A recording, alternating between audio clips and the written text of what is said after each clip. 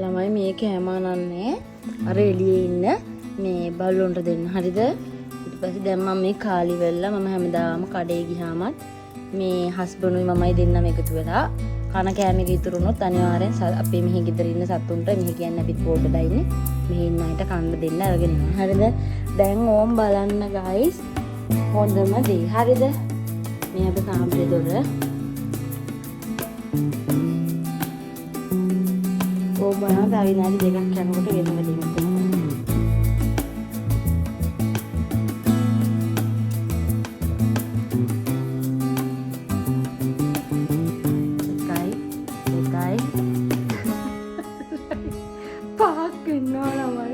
මේ බලන්න කන්න දෙනකන් මෙතන ඔතන 4 දෙනයි දුරලගේ එක්කනේ.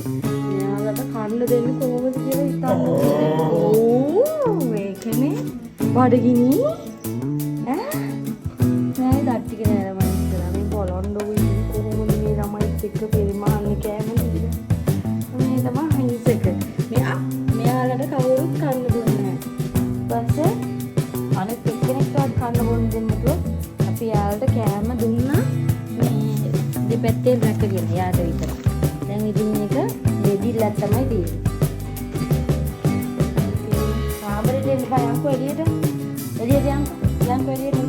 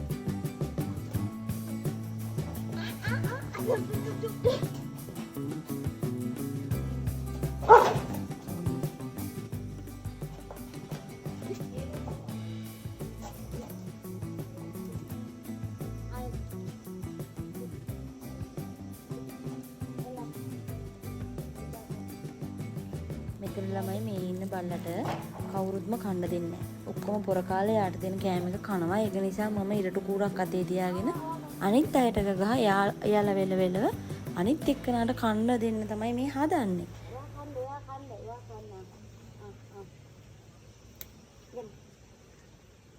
එන්න